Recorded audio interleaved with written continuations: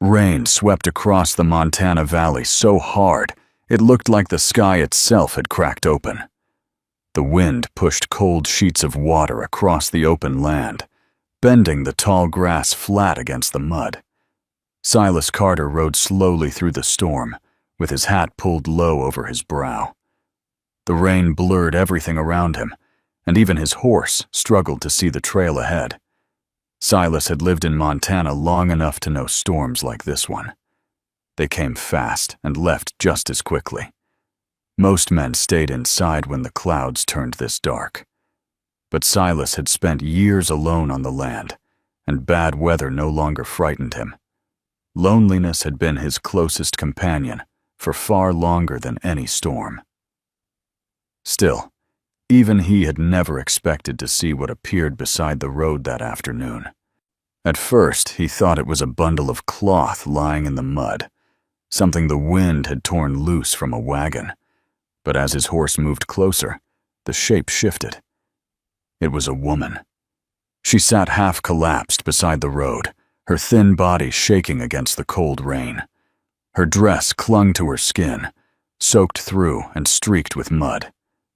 The hem had torn in several places, and the leather of her shoes had worn away so badly that the skin of her feet showed through. Silas slowed his horse and stared down at her. She held a small valise against her chest with both hands, like it was the last thing she owned in the world. Her arms wrapped around it tightly, as if someone might try to steal it from her. When she lifted her head, Silas saw her eyes. They were brown, but the skin around them was red and hollow from exhaustion, and they were the eyes of someone who had traveled too far with no place left to go. Silas cleared his throat. His voice came out rough from disuse. "Where you headed?" The woman blinked through the rain. For a moment it seemed like she might not answer. Then she said quietly, "I don't know anymore." The words hit him harder than the storm. Silas looked down the road behind her. The nearest town sat 5 muddy miles away. His small cabin was only 1 mile in the other direction. He looked back at her again. The woman shivered violently, her thin shoulders trembling beneath the soaked fabric of her dress. Rain dripped from her hair and ran down her face like silent tears. Something stirred inside Silas then. Something old and buried deep beneath years of quiet living and careful distance from other people. He sighed softly, but then he leaned down and held out his hand. "Come on." For a moment she simply stared at him, unsure if she had heard him correctly. Then slowly she reached up. Her fingers were freezing cold when they touched his. Silas pulled her carefully onto the back of his horse and turned toward his cabin. The woman leaned against him as the horse began walking through the storm again. Her body trembled with every step. They rode in silence. Sometimes kindness arrives when a person has nothing left to hold on to. It does not arrive with loud promises or grand speeches. Sometimes it arrives quietly, wearing a worn hat and speaking only a few simple words. By the time they reached the cabin, the rain had slowed, but the wind still howled across the valley. Silas pushed open the door and helped the woman inside. The place smelled faintly of wood smoke and long neglect. Dishes sat in a basin beside the sink with dried beans clinging to the edges. Dust covered the windows so thick it looked like frost. Silas had lived alone long enough that he barely noticed the mess anymore. He moved straight to the stove and knelt beside it, feeding dry kindling into the iron belly until the flames began to catch. Behind him, the woman stood dripping onto the wooden floor, hugging herself tightly for warmth while still clutching the valise against her ribs. Silas stood and grabbed a thick wool blanket from the back of a chair. Without looking directly at her face, he held it out. "Get warm." She took it slowly. Her cold fingers brushed his hand for only a second. Silas poured black coffee into a tin cup and set it near the fire. The woman sat down carefully and wrapped both hands around it. Only then did he see how badly they trembled. She had not eaten properly in days. Anyone with eyes could see that.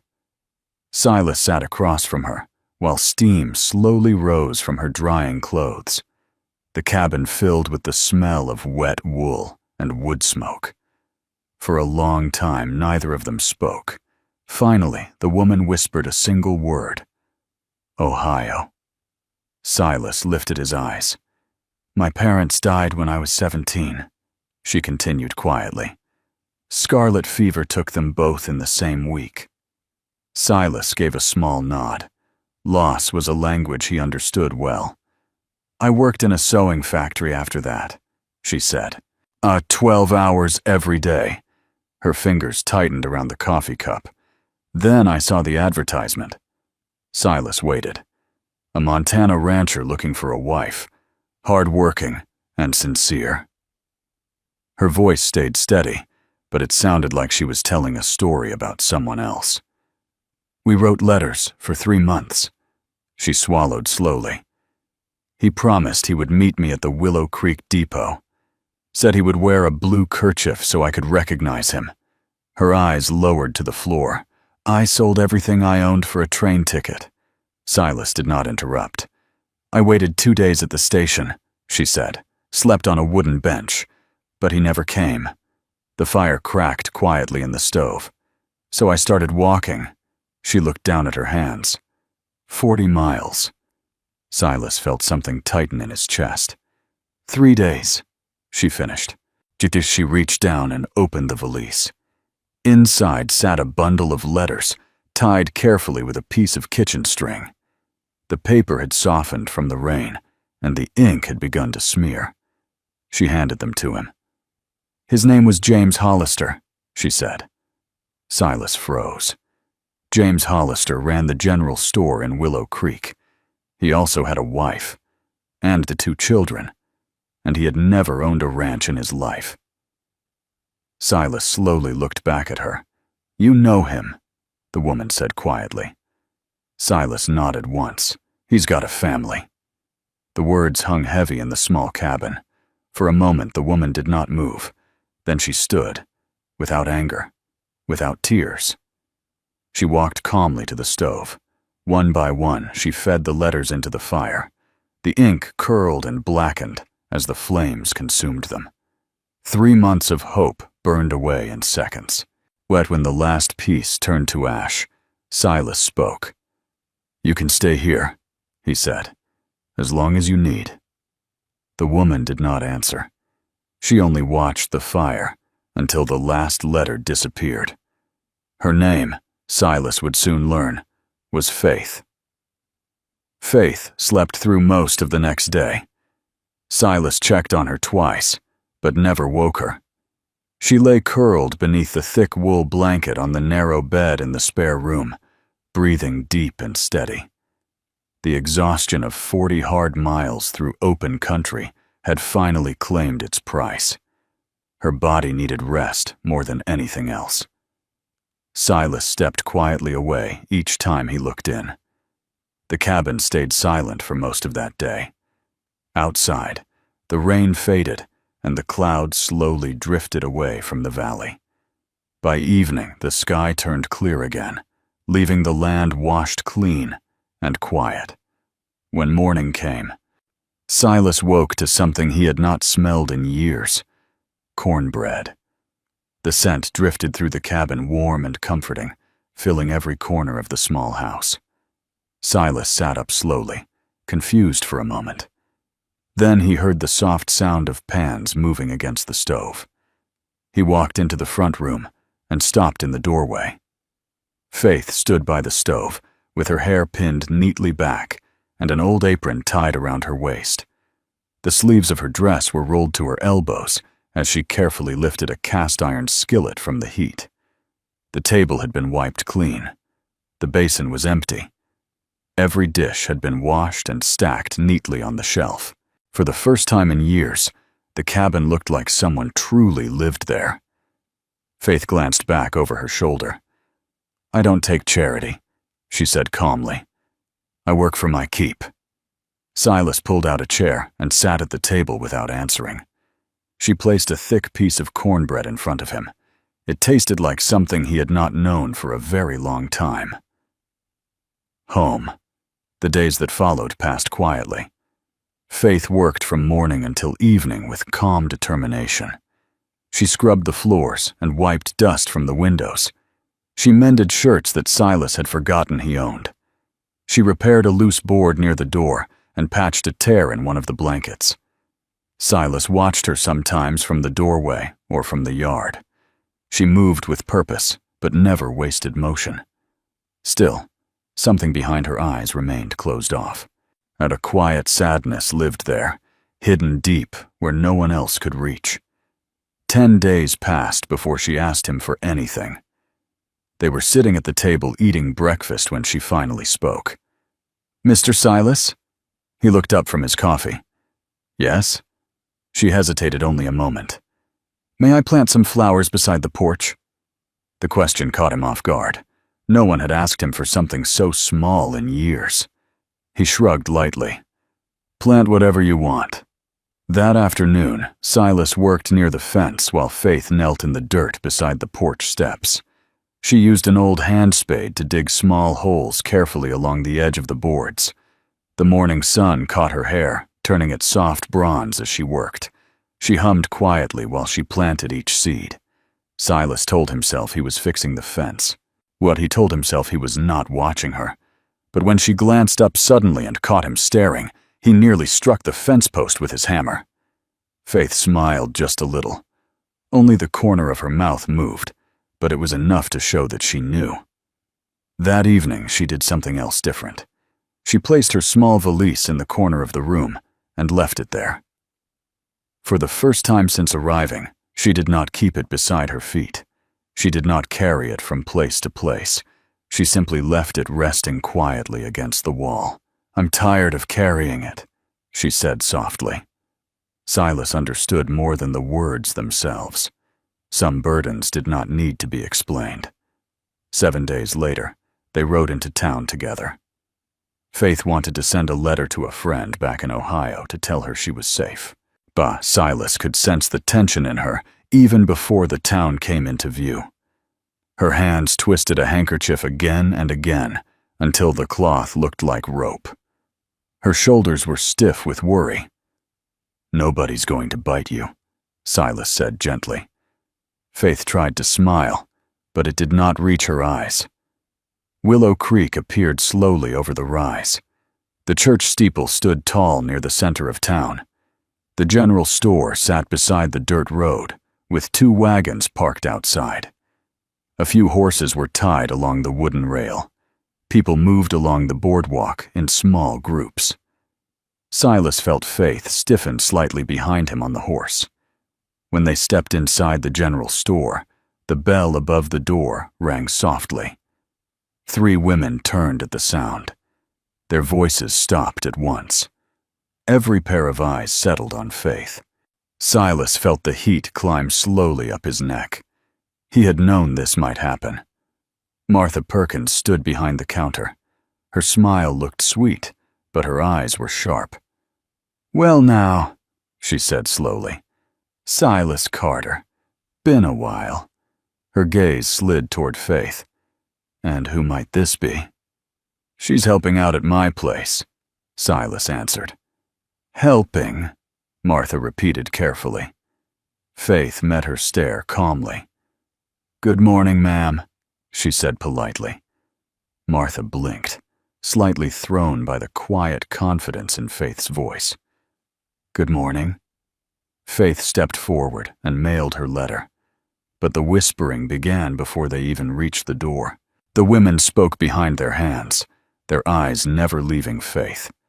Silas felt every second of it. When they stepped outside onto the boardwalk again, the voices drifted through the open window behind them. "Mail order bride," Martha whispered. "Left at the depot like unwanted baggage." Another voice joined in. "And now living with Silas Carter alone." Low laughter followed. Faith's shoulders tightened, but she kept walking. She did not turn around. She did not answer them. The ride home was silent. Dust rose behind the horse as they crossed the open valley. Faith stared straight ahead. "They think I'm a fallen woman," she said finally. Her voice did not tremble. "I know what they think." She looked at Silas. "But it doesn't change the truth." Something in her gaze softened slightly. "Thank you," she said quietly, "but for letting me stand my ground." Life settled into a fragile calm again. Faith cooked meals each evening that filled the cabin with warmth. She watered the small flowers growing beside the porch and kept the house clean and bright. Slowly, the place began to feel alive. But trouble had already begun moving toward them. 7 days after the trip to town, a rider appeared on the road. It was Wilbur, the mail carrier. He rarely stopped at Silas's cabin. That alone was enough to make Silas uneasy. Wilbur climbed down from his horse slowly and glanced toward Faith, standing quietly on the porch. "Bank got robbed last night," he said. Silas frowned. "Willow Creek Bank. Safe cleaned out." Faith stood very still. Wilbur cleared his throat. "Sheriff's asking questions. Anyone who passed through town recently?" His eyes flicked toward Faith again. Silas felt his hands tighten. Later that same day, Silas rode into town to buy medicine for one of his horses. Inside the saloon, Pete Tucker pulled him aside. "I'm telling you this because your daddy once helped mine," Pete whispered. Silas waited. "Old Jenkins says he saw a woman near town the night of the robbery." Silas's stomach sank. "Jenkins says it was the girl staying with you." Jenkins was nearly blind. He mistook people all the time, but fear did not care about truth, and Willow Creek was already afraid. Silas rode home fast that evening. Dust rose behind him across the empty land. When he stepped into the cabin, he found supper waiting on the table. Beans, cornbread, a single candle glowing in the center. Faith looked up from the stove and gave him a small smile. "You looked troubled this morning," she said gently. "Thought a proper meal might help." Silas sat down and ate in silence. He watched her carefully, her calm hands, her quiet kindness, her tired but honest eyes. But doubt was a small splinter in the back of his mind. Did he trust her because she deserved it, or because he needed someone to trust again? Later that night, he stepped onto the porch. Faith stood near the railing, looking out across the dark valley. The last light of sunset glowed faintly along the horizon. She looked small against the wide land. Silas had never once seen her cry since the day he found her on the road. But that night, she did. Her shoulders shook quietly in the darkness where she believed no one could see. Silas stayed in the shadows. And in that moment he knew one thing with certainty. He believed her. But belief alone would not protect her. Because Willow Creek had already made up its mind. And the sheriff was coming. The morning sun had barely risen over the Montana hills when Silas heard the sound of hooves coming up the dirt road. They were slow and steady, the kind of sound that meant business. Silas stepped onto the porch just as Sheriff Harlan rode into the yard. His gray horse snorted softly as it stopped near the gate. The sheriff climbed down and dusted off his coat before looking toward the cabin. Faith appeared in the doorway behind Silas, wiping flour from her hands onto her apron. She had been baking again that morning. The smell of fresh bread drifted from the kitchen behind her. Sheriff Harlan gave her a short nod. "Ma'am." Then he turned his eyes to Silas. "Mind if I ask her a few questions?" Silas stepped down from the porch slowly. Without thinking, he moved half a step closer to Faith. "Ask." The three of them stood in the yard, while the wind moved softly through the grass. The sheriff pulled a small notebook from his vest and tapped his pencil against the page. "When did you arrive in Willow Creek?" he asked. Faith answered calmly. 5 weeks ago. September 16th. Where from? Cincinnati. I worked at the Morrison textile mill. The sheriff scribbled something down. Then he looked up again. Anyone who can confirm where you were the night before the bank robbery? Faith's jaw tightened. I was here in this cabin. Sheriff Harlan slowly turned his eyes to Silas. You confirm that? Silas did not hesitate. She didn't leave. The sheriff wrote another note before closing the small book and slipping it back into his vest. I haven't decided anything yet, he said. His voice carried a warning beneath the calm words. But don't leave the county. Then he leaned closer to Silas and lowered his voice. If I were you, he said quietly, I'd sleep with one eye open. The sheriff mounted his horse again and rode away, leaving a cloud of dust drifting behind him. Faith stood very still in the yard. Her face had gone pale. That night, Silas woke to the quiet sound of fabric moving across the wooden floor. He stepped into the front room and found Faith kneeling beside her open valise. Clothes lay scattered around her while she quickly folded them and stuffed them back inside. What are you doing? Silas asked. Faith froze. Then she spoke softly. I have to leave. Silas frowned. You heard the sheriff, she said. The town already believes I robbed the bank. If I stay here, they will drag you into it too. They will take your land. Her voice grew quieter. I won't ruin your life the way that man ruined mine.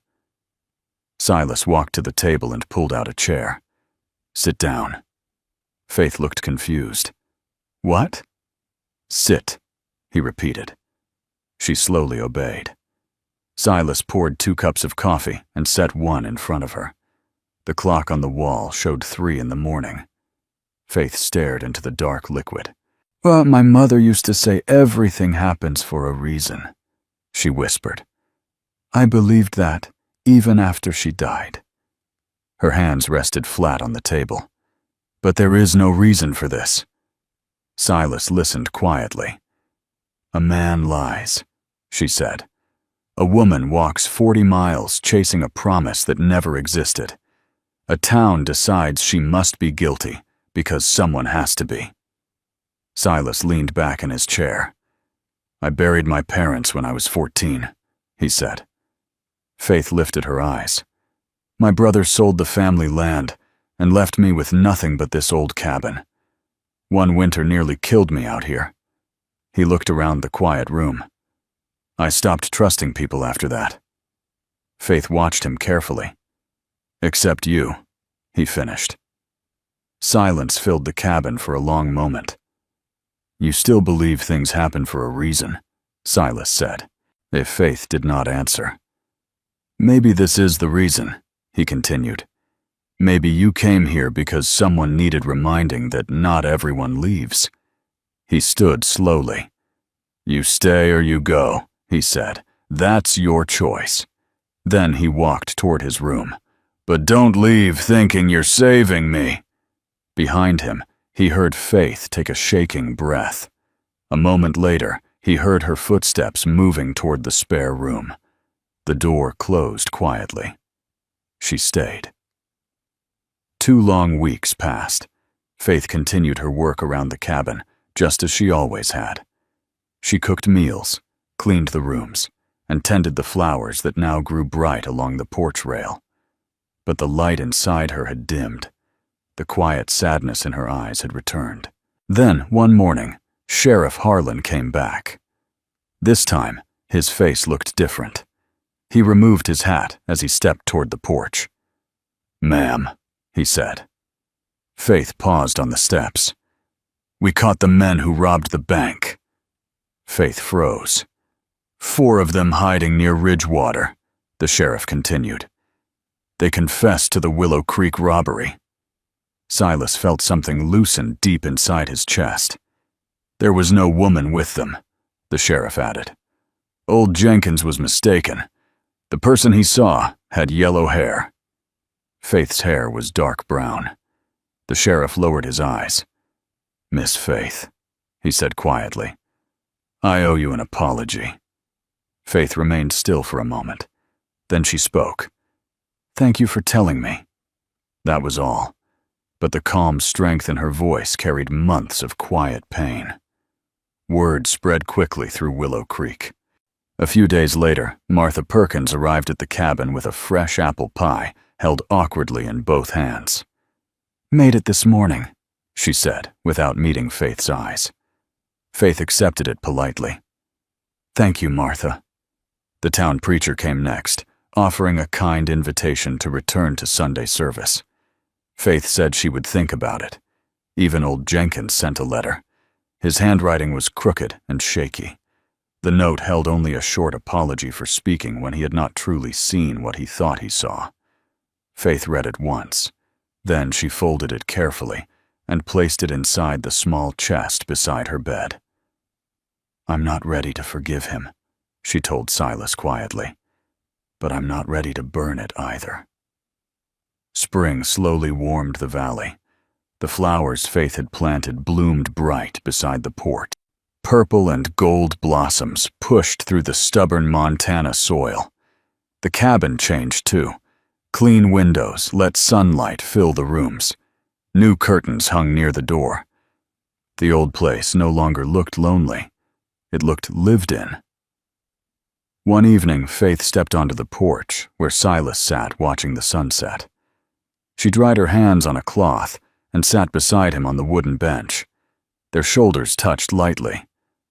"I used to wonder why that man lied to me," she said quietly. Silas waited. Why he wrote those letters. The valley stretched wide and golden before them. "But I don't wonder anymore." She turned toward him. "If he had kept his promise, I would never have come here." Silas swallowed slowly. "Reckon not." Faith smiled gently. "I think I got the better end of the bargain." Later that night, she opened her valise one final time. Inside, she placed 3 things. The handkerchief Silas had given her, a dried marigold from the flowers she planted, and a folded piece of paper with one word written neatly across it. Home. She closed the valise and set it quietly aside. That evening, they sat together on the porch beneath a sky full of stars. After a long silence, Faith spoke again. "Why did you stop that day?" she asked softly. Silas thought for a moment. "Don't know," he said. "Just did." Faith leaned her head gently against his shoulder. "My mother used to say that sometimes the right people arrive exactly when we need them most," she whispered. Silas did not answer. Instead, he reached for her hand resting on the bench, and their fingers slipped together easily. The cabin behind them glowed with warm lamplight. The valley stretched wide beneath the quiet stars. 2 people who had once been left behind by the world now sat together in peaceful silence. No longer alone. No longer walking separate roads. They had finally found something worth holding on to.